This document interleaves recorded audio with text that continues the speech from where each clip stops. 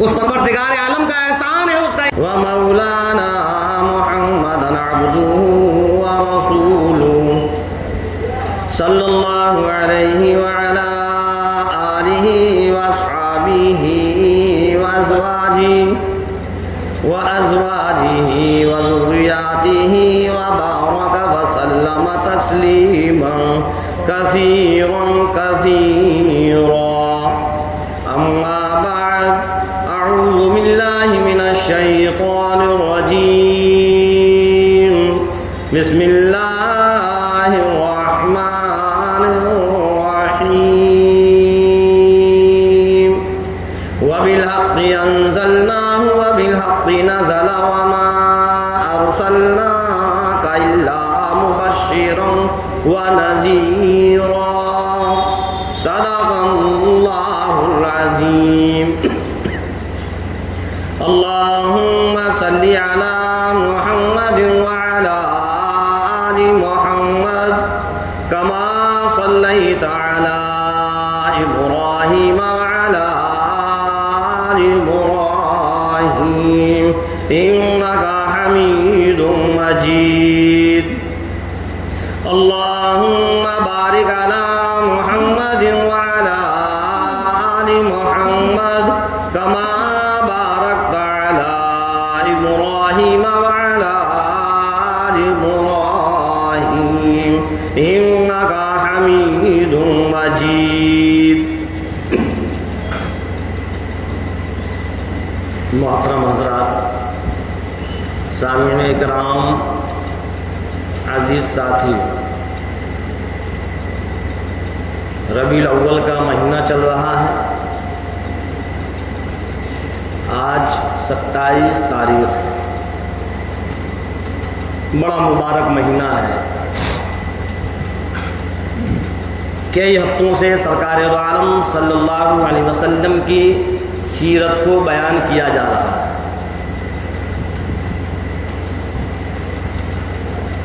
اللہ کے رسول سرکار دو عالم صلی اللہ علیہ وسلم وہ پیغمبر ہیں، وہ نبی ہیں، وہ رسول ہیں جو تمام کے تمام نبیوں کے امام ہیں. اور ہم اور آپ سب جانتے ہیں، سنتے رہتے ہیں کہ سرکار دو عالم صلی اللہ علیہ وسلم جب دنیا کے اندر تشریف لائے، بڑا جہالت کا ماحول تھا. چاروں طرف جہالت ہی جہالت تھی.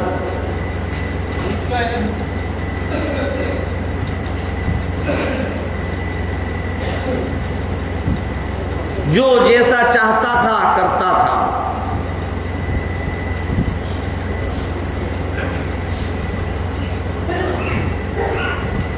لڑکیوں کو زندہ درگور کرنا،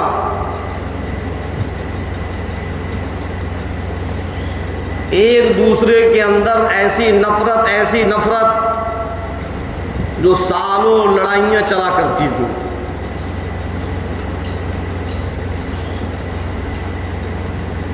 سرکار دو عالم صلی اللہ علیہ وسلم کے آنے کے بعد اللہ تبارک تعالیٰ نے اس جہالت کو ختم کر دیا. جس کے جو حقوق تھے آپ صلی اللہ علیہ وسلم نے ان حقوقوں کو بتلایا.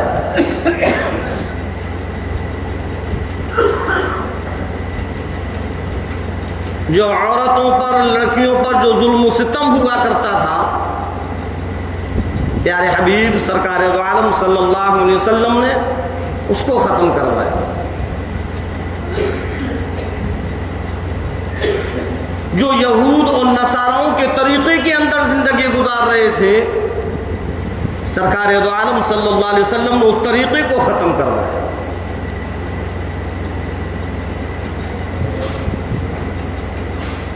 اور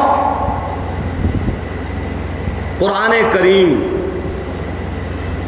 وہ وحدہ لا شریک کی کتاب جو امام الانبیاء سرور کونین صلی اللہ علیہ وسلم پر نازل ہوئی،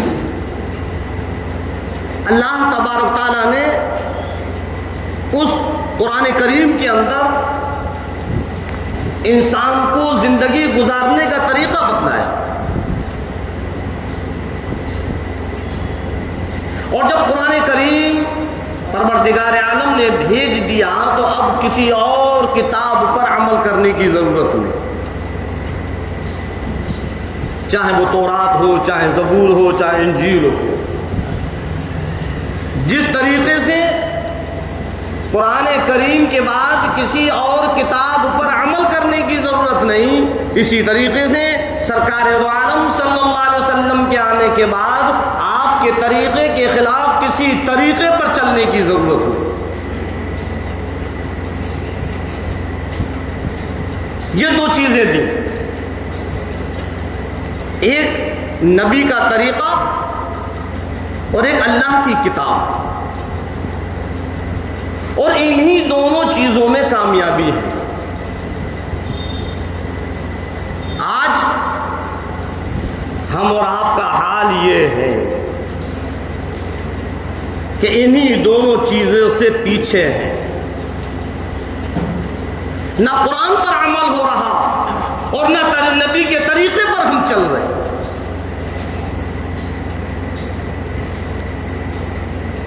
آج فلسطین پر جو ظلم و ستم ہو رہا ہے، وہ یہودی، وہ اسرائیل جو بارودوں کو برسا رہا ہے، یہ کوئی نئی چیز نہیں ہے۔ یہودی تو اسلام کا شروع سے دشمن رہا ہے، شروع سے، اور اسی لیے سرکار دو عالم صلی اللہ علیہ وسلم نے اپنی امت کو فرمایا تھا اور بتلایا تھا کہ اس یہودیت کے طریقے کو ختم کرنے کے لیے آیا ہوں، یاد رکھنا اس یہودیت کے طریقے پر مت چلنا، جو یہودیت کے طریقے پر چلے گا تو اس کا حشر پھر اسی کے ساتھ ہوگا۔ حجی بات سمجھ میں آئی؟ 1400 سال پہلے سرکار دو عالم صلی اللہ علیہ وسلم فرما چکے ہیں کہ یہ یہودی اسلام کا دشمن ہے، ایمان کا دشمن ہے، مسلمانوں کا دشمن ہے۔ ہر وقت یہ اسی سازش میں اور اسی تدبیر میں اور اسی سوچ و وچار میں لگا رہتا ہے کہ کس طریقے سے اسلام کو ختم کیا جائے، کس طریقے سے اس ایمان کو ختم کیا جائے، کس طریقے سے مسلمانوں کو ختم کیا جائے۔ ہم اور آپ اور سارے کے سارے مسلمان رات اور دن اس منظر کو دیکھ کر جو فلسطین پر چل رہا ہے، ہر مسلمان کی زبان پر ہے کہ اللہ ان کی حفاظت فرما، ہے یا نہیں؟ اللہ ان کی حفاظت فرما، اور اس اسرائیل کو، اس یہودیت کی طاقت کو ختم فرما۔ سوچ اور سمجھ کر آپ فیصلہ کریں۔ جو میں ایک پوائنٹ کی بات بتلا رہا ہوں کہ ہم اپنی زبانوں سے یہ کہہ رہے ہیں کہ اے پروردگار عالم اس یہودیت کو ختم فرما، اس کی طاقت کو ختم فرما، اس کو نیست نابود فرما، اور اس یہودیت کا، اس اسرائیل کا جو ساتھ دینے والے ہیں ان کو بھی ختم فرما۔ کہہ رہے ہیں یا نہیں؟ چاہے وہ امریکہ ہو، چاہے کوئی اور ملک ہو، جو اس یہودیوں کا ساتھ ہے، پروردگار عالم اس کو بھی نیست نابود فرما۔ لیکن اب سمجھنے کی اور سوچنے کی بات یہ ہے کہ زبان سے ہم یہ کہہ رہے ہیں اے اللہ اس یہودیت کو ختم فرما، اس کی طاقت کو ختم فرما، لیکن اپنے اعمال کے اعتبار سے اس کو مضبوط کر رہے ہیں۔ اجی سمجھے کچھ؟ اس اپنے اعمال کے اعتبار سے اس کو ہم مضبوط کر رہے ہیں، ہم اسی کے طریقے پر اپنی زندگی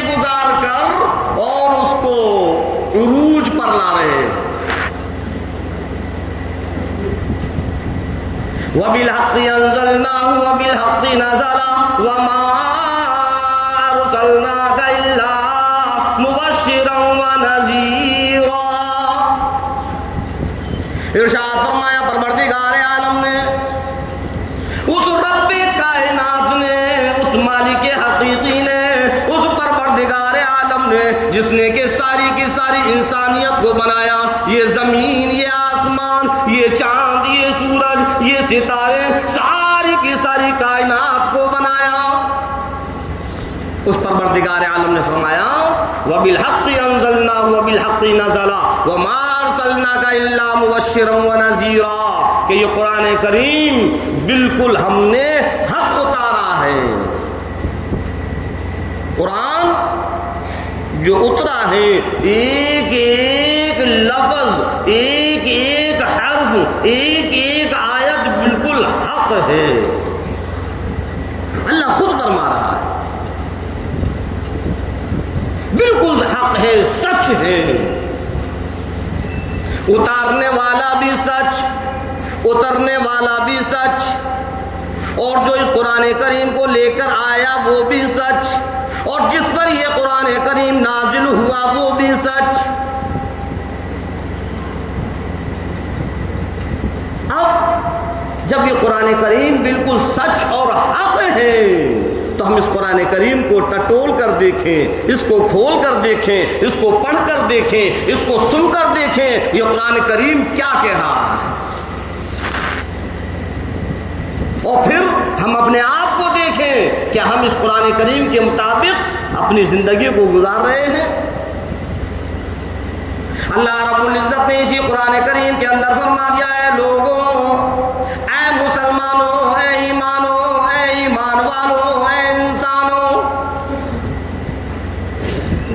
میرے محبوب کے طریقے پر چلو، میرے نبی کے طریقے پر چلو، تمہاری زندگی کا طریقہ گزارنے والا جو ہو وہ امام الانبیاء، محبوب کبریا، سرور کونین صلی اللہ علیہ وسلم والا طریقہ ہو، کوئی اور طریقہ نہیں۔ خود قرآن کہہ رہا ہے میرے محبوب ان لوگوں سے کہوں فَاتَّبِعُونِي، میری اتباع کروں۔ کس کی اتباع کروں؟ امام الانبیاء، سرور کونین صلی اللہ علیہ وسلم کی۔ اللہ تبارک تعالیٰ سرکار دو عالم صلی اللہ علیہ وسلم سے فرما رہا ہے میرے محبوب ان سے کہو فَاتَّبِعُونِي يُحْبِبْكُمُ، تم میری اتباع کرو، میرے طریقے کو اپنی زندگی کے اندر لے آؤ، تمہارا ایک بھی عمل ایسا نہ ہو جو میرے طریقے کے خلاف ہو، تمہاری زندگی گزارنے کا طریقہ میرا طریقہ ہو، فَاتَّبِعُونِي، اگر تم ایسا کرو گے یحببکم، پھر پروردگار عالم تم کو پسند کرے گا، اللہ تم سے محبت کرے گا، وَيَغْفِرُ لَكُمْ، اور تمہارے گناہوں کو بھی معاف کرے گا۔ قرآن نے کہہ دیا، اور جو آیت میں نے ابھی پڑھی اس میں اللہ نے فرما دیا خبردار خبردار، قرآن کریم کے متعلق کبھی بھی یہ گمان نہیں ہونا چاہیے ایسا بھی ہو سکتا ہے، شک اور شبے کی بھی گنجائش نہیں، لا ریب فیہ، یہ کلام ایسا کلام ہے کہ اس میں شک اور شبہ بھی نہیں کر سکتے، جو اللہ نے فرما دیا وہ بالکل برحق ہے۔ اور اللہ نے کیا فرمایا میرے محبوب فَاتَّبِعُونِي يُحْبِبْكُمْ، ان لوگوں سے کہو، ان ایمان والوں سے کہو، ان مسلمانوں سے کہو، اپنی امت سے کہو فَاتَّبِعُونِي، اپنے ہر عمل میں، اپنے ہر کام میں، اپنے ہر عمل میں میرا طریقہ لاؤ۔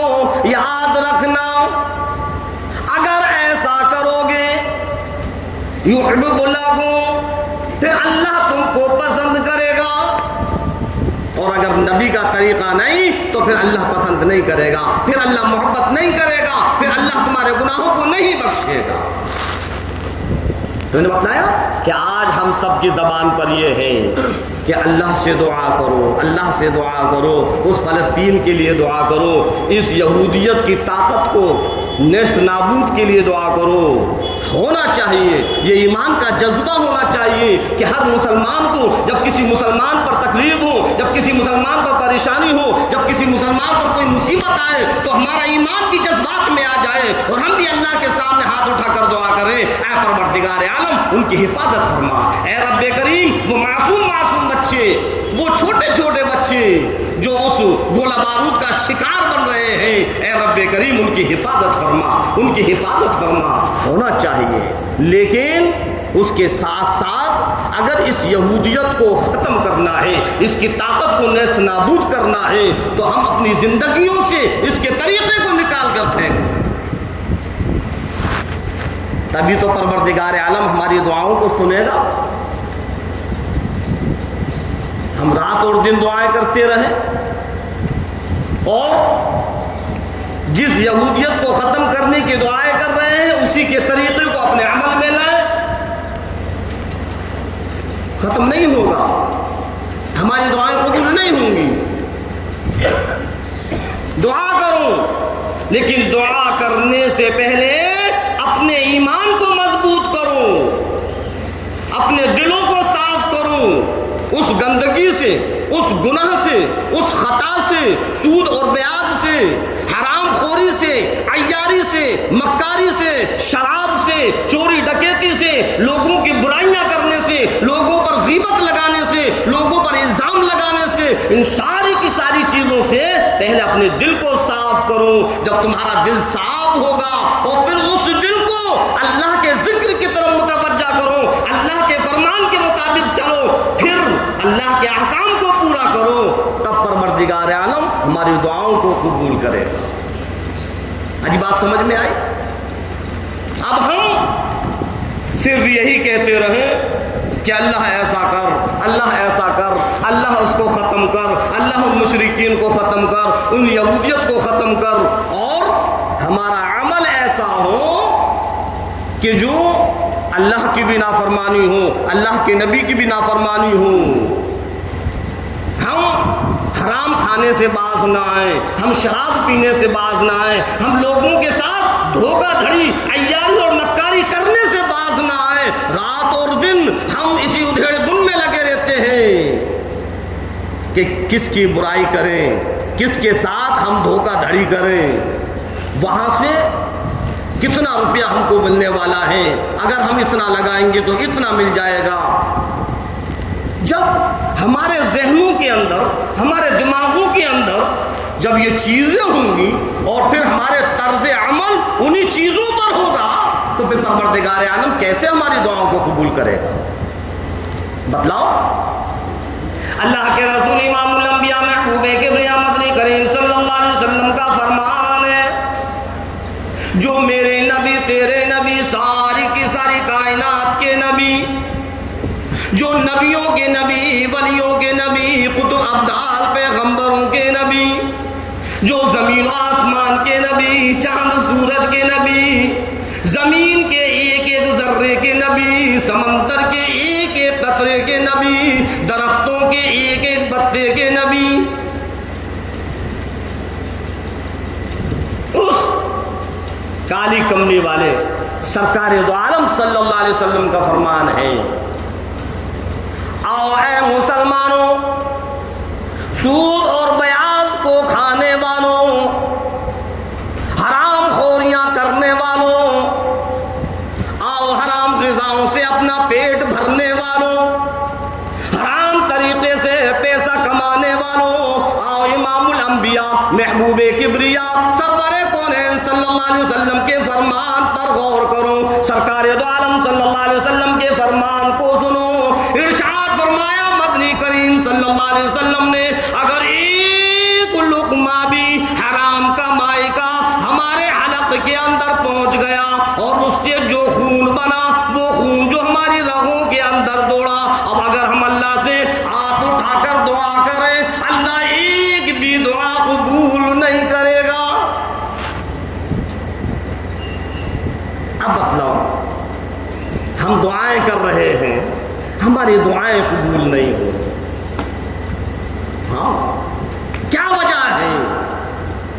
جو ہم دعائیں کر رہے ہیں اور دعائیں قبول نہیں ہو رہی، اس کی وجہ یہی ہے کہ حرام لقمہ ہماری ڈاڑھ سے نکل نہیں رہا، حرام کمانے سے اور حرام کھانے سے ہم باز نہیں آ رہے۔ علماء سمجھا رہے ہیں، امام سمجھا رہے ہیں، لیکن آج یہ 15ویں صدی کا مسلمان ایسا ڈھیٹ بن گیا کہ سن رہا ہے لیکن پھر بھی عمل پر نہیں آ رہا، پھر کیسے دعائیں قبول ہوں؟ آج ہماری زندگی کے طریقے کو اٹھا کر دیکھیں، اوپر سے لے کے نیچے تک اگر غور کیا جائے تو پتہ ہی نہیں چلتا کہ مسلمان ہے بھی یا نہیں۔ اگر کردار کو اٹھا کر دیکھا جائے تو ہمارا کردار ایسا ہو گیا کہ کردار سے بھی پتہ نہیں چلتا کہ مسلمان ہے یا نہیں۔ اگر معاشرے پر غور کیا جائے تو ہم نے اپنے معاشرے کو اس قدر بگاڑ دیا کہ معاشرے سے بھی پتہ نہیں چلتا کہ ہم مسلمان ہیں بھی یا نہیں۔ تو بتلاؤ پھر اللہ کیسے ہماری دعاؤں کو قبول کرے گا؟ پھر اللہ کیسے سنے گا؟ ہم نے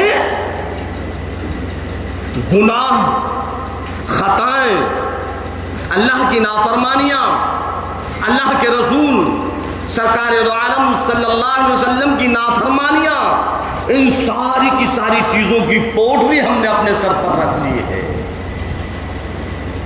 پھر اللہ کیسے سنے گا؟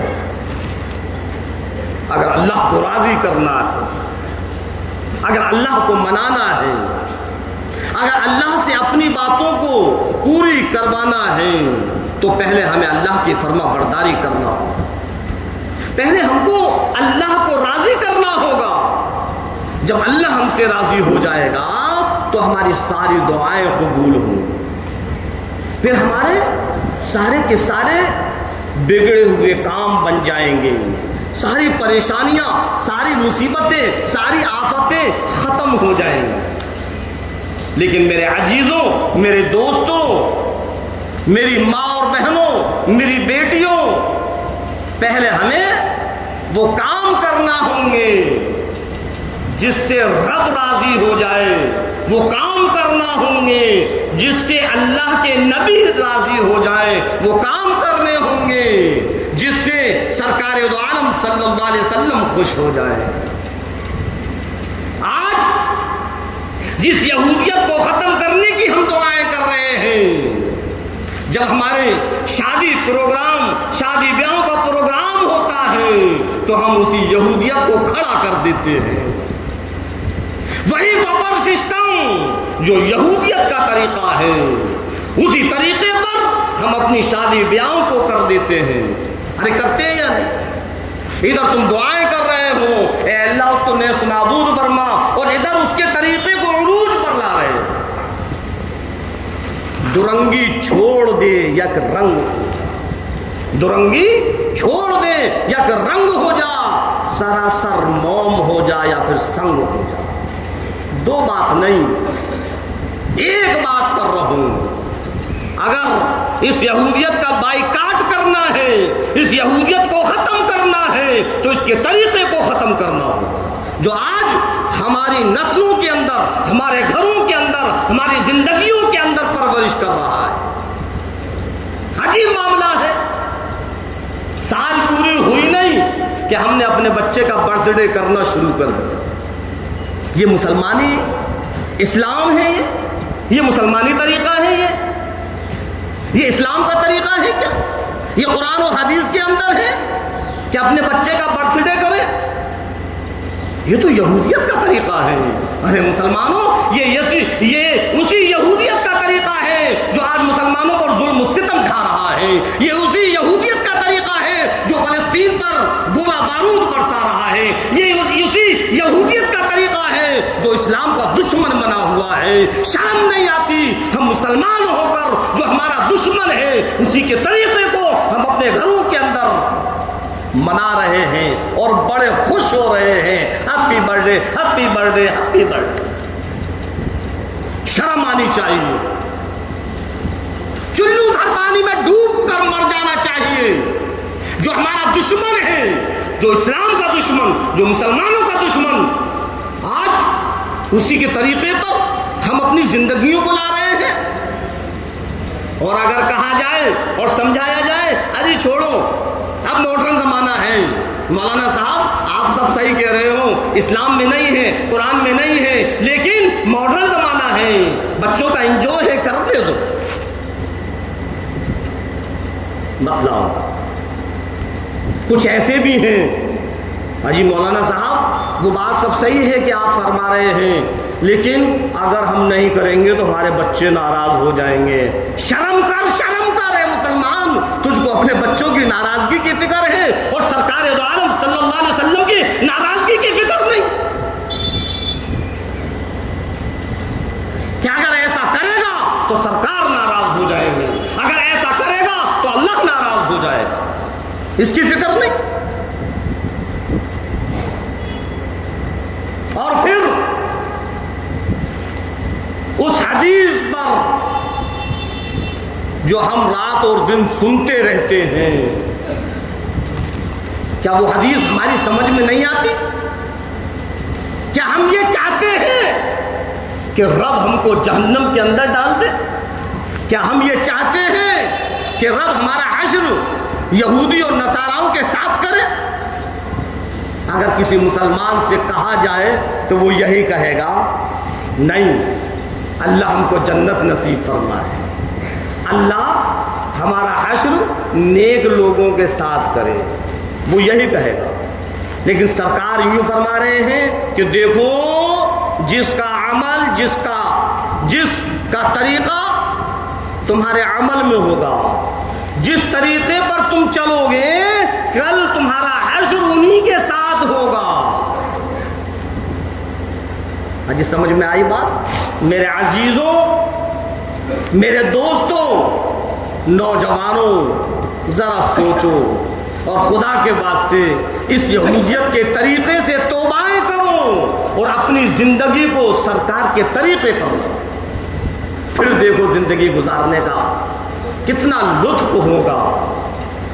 ہم جب ایسا کریں گے سرکار کے طریقے کے مطابق، جب ہم اپنی زندگیوں کو گزاریں گے، ہم اپنی زندگیوں میں، ہم اپنے عملوں میں ایک عمل میں بھی سرکار کا طریقہ لائیں گے تو خدا کی قسم اللہ بھی خوش ہوگا اور نبی بھی خوش ہوں گے، اور جب یہ دونوں خوش ہوں گے تو پھر جنت کے اندر ہمارا مقام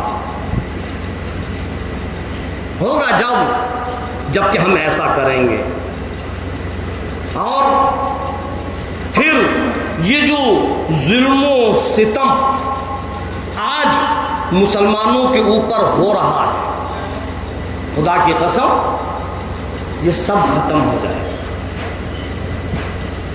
ہمیں عمل پر لانے کی ضرورت ہے اپنے آپ، ہم عمل پر آ جائیں، نبی کے طریقے پر آ جائیں، سرکار کے فرمان پر آ جائیں، اللہ کے فرمان پر آ جائیں، اللہ کے احکام کو پورا کرنے لگے، نمازوں کی پابندیاں کرنے لگے، جن چیزوں سے سرکار دو عالم صلی اللہ علیہ وسلم نے روکا ہے ان سے ہم رک جائیں، جھوٹ بولنا ختم کر دیں، گالیاں دینا ختم کر دیں، لوگوں کے ساتھ دھوکہ دڑی ختم کر دیں، عیاری مکاری ختم کر دیں، سود اور بیاض کو ختم کر دیں، حرام کھانے کو، حرام کمانے کو ختم کر دیں۔ خدا کی قسم زندگی کے اندر ایک نیا پن آ جائے گا، اور پھر کسی کی مجال نہیں ہے جو ہم پر ظلم و ستم ڈھائے۔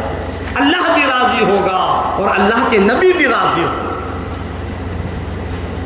ہاں لیکن ہوگا جب ہم یہ کریں گے۔ صحابہ کرام کی تواریخوں اٹھا کر دیکھیں، سرکار دو عالم صلی اللہ علیہ وسلم کے لبوں پر صحابہ کرام کی نظر ہوا کرتی تھی کہ سرکار کی زبان سے کچھ نکلے اور اس پر ہم عمل کریں۔ اس پروردگار عالم کا احسان ہے، اس کا انعام ہے کہ ہم اور آپ جو ایمان والے ہیں، اللہ چاہتا تو کسی غیر کے یہاں ہم کو پیدا کر دیتا۔ ہمیں اللہ کا شکر ادا کرنا چاہیے۔ ابو طالب ہیں، آپ کے چچا ہیں، اور ایسے چچا کہ اتنی محبت کرنے والے کہ جب تک آپ رہیں، یعنی ابو طالب رہیں، کسی بھی مشرکین کے اندر یہ ہمت نہ تھی کہ آپ صلی اللہ علیہ وسلم پر کوئی اذیت پہنچائے۔ اور سرکار دو عالم صلی اللہ علیہ وسلم اپنے چچا سے وہ بھی بے انتہا محبت کرتے تھے۔ آخری وقت موت کا وقت قریب آ گیا، سرکار دو عالم صلی اللہ علیہ وسلم تشریف فرمائے اور اپنے چچا جان سے کہتے ہیں، چچا جان اب تو کلمہ پڑھ لیجئے، ساری کی ساری زندگی گزر گئی، اب آخری وقت میں آپ کلمہ پڑھ کر ایمان کے اندر آ جائیے۔ آپ اصرار فرما رہے ہیں، بار بار سمجھا رہے ہیں۔ کل قیامت کے دن جب پوچھا جائے گا کہ ابو طالب کے کلمے کا گواہ کون، میں امام الانبیاء سرور کونین صلی اللہ علیہ وسلم کھڑا ہو جاؤں گا، اے پروردگار عالم، میں ابو طالب ہوں، اپنے چچا کے کلمے کا گواہ۔ اے چچا جان آپ کلمہ پڑھ لیجئے، ایمان لے آئیے، آپ کلمہ پڑھ لیجئے۔ ابو طالب کہتے ہیں، نہیں بھتیجے، جب میں نے جیتے جی کلمہ نہیں پڑھا تو موت کے وقت کیا پڑھوں؟ لوگ کیا کہیں گے کہ ابو طالب جہنم کی آگ سے ڈر گیا؟ ابو طالب نے موت کی ڈر کی وجہ سے کلمہ پڑھ لیا؟ نہیں بھتیجے، میں کلمہ نہیں پڑھ سکتا۔ ارشاد فرمایا مدنی کریم صلی اللہ علیہ وسلم نے، ہو چچا جان میرے کان میں پڑھ لیجئے، کسی کو خبر نہ ہوگی، کسی کو پتہ نہ چلے گا، کوئی سمجھ نہیں پائے گا، اور میں کل قیامت کے دن گواہ بن جاؤں گا کہ میرے سامنے ابو طالب نے کلمہ پڑھا۔ لیکن وہ اپنی ضد پر رہے، نہیں میں کلمہ نہیں پڑھ سکتا۔ سرکار دو عالم صلی اللہ علیہ وسلم کو محبت بھی بے انتہا ہے، کیا کریں؟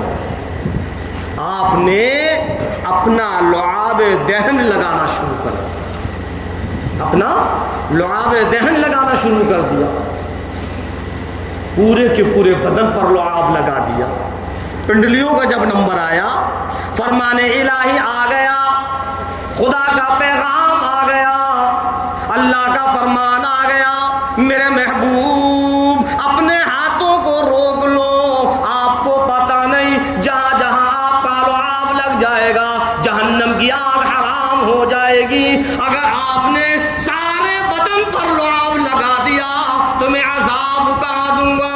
ارے یہ تو میرا بھی نافرمان ہے، میرے نبی کا نافرمان ہے، اس کو عذاب بھی دینا ہے۔ ہاں لعاب لگانے سے پہلے جب آپ بار بار اصرار فرما رہے ہیں کلمہ پڑھ لیجئے، کلمہ پڑھ لیجئے، کلمہ پڑھ لیجئے، اور وہ انکار کر رہے ہیں، نہیں بھتیجے میں کلمہ نہیں پڑھ سکتا، تو حضرت جبرائیل علیہ السلام تشریف لے آئے اور اللہ کے پیغام کو سامنے رکھ دیا۔ فرمایا پروردگار عالم نے، میرے محبوب انک لا تہدی من احببت ولکن اللہ یہدی من یشاء، بے شک آپ جس سے محبت کرتے اس کو ہدایت نہیں دے سکتے، ہدایت تو اللہ کے ہاتھ میں، اللہ جس کو چاہے گا ہدایت دے گا۔ جب یہ آیت نازل ہو گئی، جب اللہ کا حکم نازل ہو گیا تو پھر آپ خاموش ہو گئے، پھر آپ نے ایک مرتبہ بھی نہیں فرمایا کہ کلمہ پڑھ دیجئے، لیکن محبت جوش مار رہی ہے، محبت اتنی ہے، کیسے گوارا کریں کہ ابو طالب جہنم کے اندر جائے۔ تب آپ نے اپنا لعاب دہن لگانا شروع کیا، جب سارے بدن پر لعاب لگا دیا، جب پنڈلیوں کا نمبر آیا، پٹلیوں پر نہیں لگا پائے تھے، پھر فرمان الہی آ گیا، میرے محبوب اپنے ہاتھوں کو روک لو، اگر سارے بدن پر لعاب لگ گیا تو پھر میں عذاب کہاں دوں گا؟ میرے محبوب آپ کو پتا نہیں، جہاں جہاں آپ کا لعاب لگ جائے گا، یہ آپ کے لعاب کی برکت ہے، وہاں جہنم کی آگ حرام ہو جائے گی، آگ اثر نہیں کر سکتی۔ جہاں آپ کا لعاب لگ گیا، اگر آپ نے سارے جسم پر لعاب لگا دیا تو پھر میں عذاب کہاں دوں گا؟ تو آپ نے وہیں کہ میں اپنے ہاتھوں کو روکا۔ لکھا ہوا ہے کہ آگ کے موزے پہنائے جائیں گے، آگ کی جوتیاں پہنائی جائیں گی جو پنڈلیوں تک ہوں گی، جہاں آپ کو لعاب نہیں لگا۔ اور جہاں لعاب لگ گیا ہے وہاں تو آگ اثر ہی نہیں کرے گی۔ ارے لعاب تو بہت دور، جہاں آپ کا ہاتھ لگ جائے تو اس پر آگ اثر نہیں کرتی۔ بتلایا تھا میں نے واقعہ حضرت فاطمہ زہرا رضی اللہ تعالیٰ عنہ کہ آپ جب تشریف لائے، بیٹی کیا کر رہی ہوں؟ ابا جان روٹی بنا رہی ہوں، آؤ میری بیٹی آج دونوں مل کر روٹی بنائیں گے، ایک روٹی آپ بناؤ ایک روٹی میں بناؤں گا۔ دونوں نے جب روٹی بنائی تو حضرت فاطمہ زہرا رضی اللہ تعالیٰ عنہ کی روٹی پک گئی، سک گئی۔ جب سرکار دو عالم صلی اللہ علیہ وسلم نے روٹی بنائی اور جب تبے پر ڈالی، جب تندور میں لگائی، جب آگ پر ڈالی تو وہ کچی کی کچی رہی، سکی نہیں۔ کیوں نہیں سکی؟ اے لوگوں، سرکار کا ہاتھ لگ گیا، اور جس پر سرکار کا ہاتھ لگ جائے اس پر آگ اثر نہیں کرتی۔ جب آگ نے اثر نہیں کیا تو روٹی کیسے پکے گی؟ تو میں نے بتایا لعاب تو لعاب، جہاں آپ کا ہاتھ لگ جائے گا وہاں بھی آگ اثر نہیں کرے گی۔ تو بتلا رہا تھا کہ اللہ تبارک تعالیٰ نے امام الانبیاء محبوب کبریا سرور کونین صلی اللہ علیہ وسلم کو جو نبوت عطا فرمائی، امام الانبیاء بنایا، اور ہم اور آپ کو اس امت کے اندر پیدا کیا، یہ اللہ کا فضل ہے، اس پروردگار عالم کا احسان ہے۔ ہمیں شکر ادا کرنا چاہیے اللہ کا، اور اپنی زندگی کو سرکار کے طریقے کے مطابق گزاریں، اور اس یہودیت کو جو ہمارے گھروں کے اندر آ چکی ہے اس کو گھروں سے نکال دیں، شہر سے نکال دیں، اپنے محلے سے نکال دیں۔ کوئی ایسا کام نہ کریں جو یہودیت کے طریقے پر، سرکار کے طریقے پر آئے، چاہے وہ شادی بیاہ کا پروگرام ہو، چاہے وہ کسی اور چیز کا پروگرام ہو۔ اور سرکار دو عالم صلی اللہ علیہ وسلم نے جن چیزوں سے روکا ہے ان سے رک جائیں، جھوٹ بولنے سے، گالیاں دے دینے سے۔ لیکن آج ہمارا معاشرہ، ہمارا ماحول اس قدر بگڑ گیا، اس قدر بگڑ گیا، جو نماز نہیں پڑھتا، اپنے آپ کو وہ جاہل سمجھتا ہے، تو وہ بھی گالیاں بک رہا ہے، وہ بھی جھوٹ بول رہا ہے۔ لیکن جو پانچوں وقت کے نمازی ہیں وہ بھی گالیوں کے اس میں آ جاتے ہیں، اور ان کی زبانوں پر بھی گالیاں آ جاتی ہیں۔ ذرا سوچو، تم تو نماز پڑھ کر آئے ہو، تم تو اللہ سے مناجات کر کر آئے ہو۔ اللہ کے رسول سرکار دو عالم صلی اللہ علیہ وسلم نے فرمایا الصلاۃ معراج المومنین، کہ نماز مومنوں کی معراج ہے۔ جب بندہ نماز کے اندر ہوتا ہے تو پروردگار عالم سے ہم کلام ہوتا ہے۔ میرے عزیزوں، ادھر نماز پڑھ رہے ہو، اللہ سے ہم کلام ہو رہے ہو، اور ادھر پھر زبان پر گالیاں لا رہے ہو، زبان پر جھوٹ بول رہے ہو، کیسی نمازیں ہیں؟ اللہ سے توبائیں کریں، اللہ سے توبائیں کریں۔ ہم نمازی ہیں تو پھر نمازی بن کر زندگی گزاریں۔ اور کچھ ایسے بھی لوگ ہیں کہ وہ خانہ کعبہ، وہ سرکار دو عالم صلی اللہ علیہ وسلم کا روضہ اقدس، اس کی زیارت کر کر، اس کو دیکھ کر، وہاں نماز پڑھ کر، ہم جب اپنے شہر میں، اپنے گھروں میں آتے ہیں تو پھر ہم اسی ماحول میں ڈھل جاتے ہیں، اور پھر ہماری زبانوں پر گالیاں آ جاتی ہیں، جھوٹ آ جاتا ہے، غیبتیں آ جاتی ہیں۔ تو جس سے لوگ کہتے ہیں ہم نے بڑے بڑے حاجیوں کو دیکھ لیا، ہم نے بڑے بڑے حاجیوں کو دیکھ لیا، وہ بھی جھوٹ بولتے ہیں، گالیاں بکتے ہیں۔ خدا کی قسم ہم گالیاں دے کر، جھوٹ بول کر، عیاری اور مکاری کر کر، لوگوں کے ساتھ دغا بازی کر کر، ہم ان حجاج کو، ان حاجیوں کو جو کہ اللہ کے نیک بندے ہیں، ان کی طرف اشارہ کرنے کے لیے ہم آمادہ کر رہے ہیں۔ کیوں؟ اس لیے کہ ہم جب حج کر کر آئے ہیں اور پھر ہم گالیاں بکیں گے تو لوگ تو یہی کہیں گے کہ ہم نے حاجیوں کو دیکھا کہ وہ بھی گالیاں بکتے ہیں۔ تو حاجیوں کو دیکھا، اس میں تو وہ سارے کے سارے حاجی آ گئے جو کہ نیک ہیں، متقی ہیں، پرہیزگار ہیں۔ تو ان کو جو ہم برا بھلا کہہ رہے ہیں، ذرا سوچو، ہم اپنے گریبانوں کے اندر جھانک کر دیکھیں کہ ہم کتنے شریف ہیں جو دوسروں کی برائیوں میں لگے ہوئے ہیں۔ بہرحال ان ساری کی ساری چیزوں سے توبائیں کر، جب ہم ساری چیزوں سے توبائیں کریں گے تو پھر پروردگار عالم ہماری دعاؤں کو قبول کرے گا۔ اور پھر ایسا نہیں ہے کہ اب اللہ ہماری توباؤں کو کیسے قبول کرے گا۔ اللہ تو اتنا بڑا رحم الراحمین ہے کہ پروردگار عالم یہ فرماتا ہے کہ آجا میرے بندے، تیرے کتنے بھی گناہ ہوں، اگر صدق دل سے میرے سامنے تو توبہ کر لے تو میں تیرے سارے گناہوں کو معاف کر دوں گا۔ ہم اپنے گناہوں سے توبائیں کریں، اپنے گناہوں کو معاف کروائیں، اور پھر اس فلسطین کے لیے دعائیں کریں جن پر یہ اسرائیل جو یہودی ظلم و ستم ڈھا رہا ہے۔ اللہ رب العزت ہم اور آپ کو کہنے اور سننے زیادہ عمل کرنے کی توفیق عطا فرمائے۔ وما علینا الا